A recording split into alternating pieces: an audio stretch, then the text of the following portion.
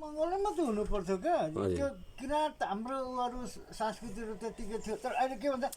पोथी जन्मियो क्या पोथी जन्मियो यो चाहिँ हामीलाई भन्नु न हो यो चाहिँ हामीलाई बिगार्नको लागि भित्र बिचबाट यसमा चाहिँ मलाई अलिक गाह्रो भयो अनि त्यही भएर म चाहिँ यसमा समर्थनमा छुइनँ किनभने हामी जस्तो पूजा गर्थ्यौँ त्यस्तै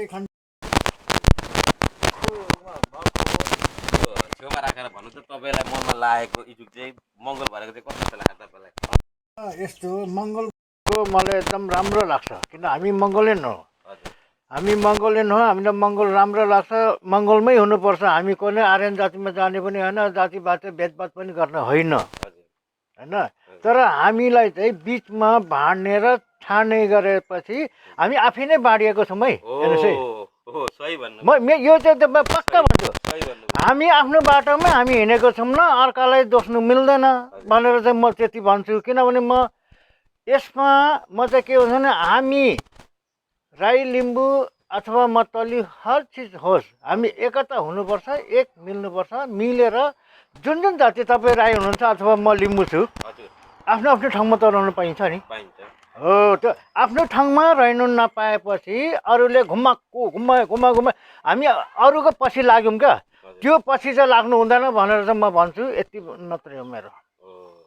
हाम्रो ठाउँमा हामी नै रहनुपर्छ अर्काको पछि लाग्नु हुँदैन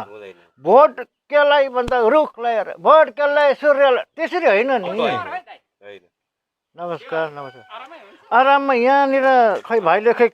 युट्युबतिर पो लानुभयो कि क्या केही पनि हुँदैन लानुपर्छ क्या यस्तो कुरा नै मलाई त्यस्तो कुरामा मलाई डर पनि छैन भर पनि छैन कि किन आफ्नो ठाउँमा बोल्नुलाई आफ्नो ठाउँमा बोल्नु पाइन्छ बोल्नु पर्यो स्वतन्त्रता भन्छ क्या बोल्नु पाउँछ मैले जति बोल्ने ठाउँ छ नि त्यतिसम्म मैले बोल्नु पर्यो अरूलाई मलाई गाली गर्ने मलाई ऊ छैन हामी नै मिल्दैनौँ न हामी नै नमिलेपछि अरूलाई किन गाली गरेर त्यही त हामी एकजुट भएर चाहिँ उनीहरूलाई भोटै नदिउँ न हामी सक्यो त मेरो भने नै थियो नि काङ्ग्रेसलाई नदिउँ एमालेलाई नदिउँ माओवादीलाई नदिउँ अरू जसपा रसपालाई नदिउँ होइन हामी जितिहाल्छौँ त तर हामी नै एकजुट हुँदैनौँ होइन त्यो यस्तो भयो नि हाम्रोमा नि के भयो नि यो भालेर पोथी भयो क्या त्यो कुरो त्यही त भालले भएको भए नि हामी सबै साले गरिदिन्थ्यौँ तर एउटा न एउटा चोसो निस्किन्छ क्या खुट्टा तान्ने निस्किन्छ त्यसमा चाहिँ नजाउँ न भनेको मैले खेप्तेनाखहरू पैसामा बिकिहाल्यो ए हर्कले पार्टी खोलिएको कुलमानले पार्टी खोलिएको हाम्रै खेप्तेनाखलाई फुटाएको क्या नि त्यसरी जानु हुँदैन किन राम्रोसँगले होइन त्यस्तो अब यसरी गरेर म माइकिङ गर्न त आउँदैन फर्स्टेटिभ हो होइन म चाहिँ के भन्छु भने सबैभन्दा राम्रो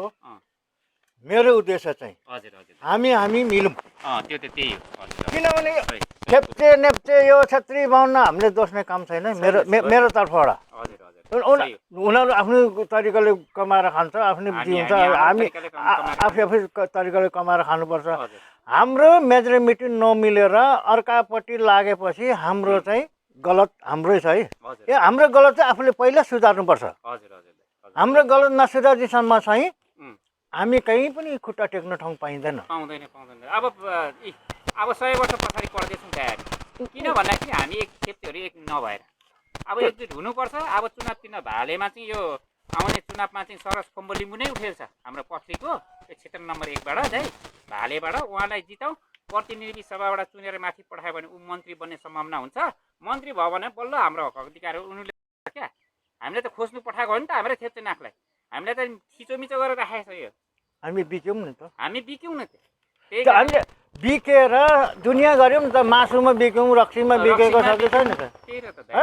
पैसामै बिकेर अहिले पनि छ त्यसरी नगरौँ न भनेको मेरो भनाइ चाहिँ त्यो हो त्यसरी नगरौँ आफ्नो तरिकाले जाउँ पनि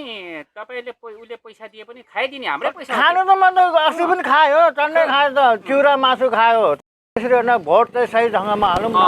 मान्छे चिनेर हालौँ मान्छे चिनेर भोट हालौँ न त्यही हो त किन हामी पैसामा जाने त सही हो त मेरो चाहिँ त्यसै मेरो चाहिँ उद्देश्य त्यही छ होइन तपाईँको मनको कुरा राखिदिनु भयो धेरै धेरै धन्यवाद नै यार अब अरू योभन्दा कुराहरू धेरै थाहा पनि रहेछ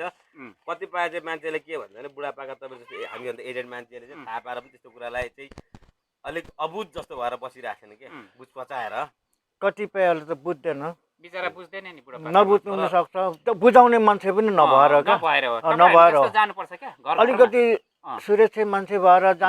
जानकारी मान्छे गएर नसम्झे अहिले पनि बुझ्दैन कतिले त एमालेमै भोट हाल्छु भन्दैछ त काङ्ग्रेसमै भोट हाल्छ काङ्ग्रेसमै भोट हाल्छ भन्छ एमालेमै हाल्छु भन्छ त्यो पुरानो पुस्ताहरू त्यति छ तर उनीहरूले त सुधार्नुको लागि आफूले सुध्रिनु पर्यो सुधारेर अरूलाई सम्झाउनु अरू सम्झाउने मान्छे नभएर हो त्यो सम्झाउने मान्छे छैन अलिकति हाम्रो यहाँ विकसित मुलुक ठाउँ भन्दा विकसित यतिको त विकसित भएको नि त यो ठाउँमा त यस्तो छ भने पहाडतिर त कस्तो होला बिचराहरू खोज खासमा त होइन त जसले जे भन्यो त्यही मान्ने खालको छ अब बिचराहरू भरे 500 रुपियाँ दिन्छु मेरोमा भोट हालै भन्दा मान्ने खालको हुन्छ त्यही हो नि त हो त्यस्तो छ मेरो शुक्रराज लिम्बू हो केराबारी छ होइन केराबारी छ नै हो हजुर राम्रो हो तपाईँको भने चम्पाखोली है चम्पाखोली हो ल दाइ अब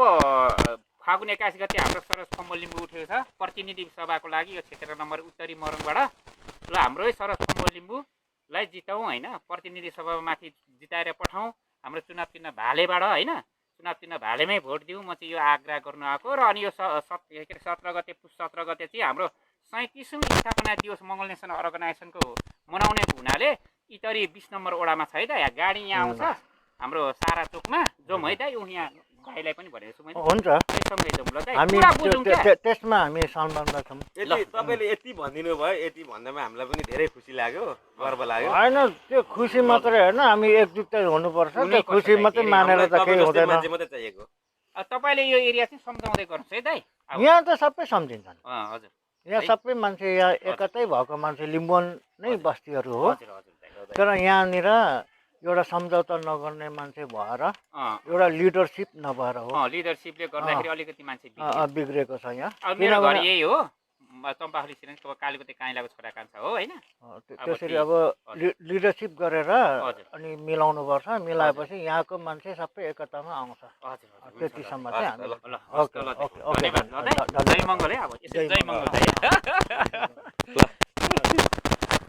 चाहिँ अब प्रचारमा छौँ र अहिले अब हामी लागेको यता भइसक्यो दिइसकेछु मैले यस्तै छ हाम्रो प्रचारको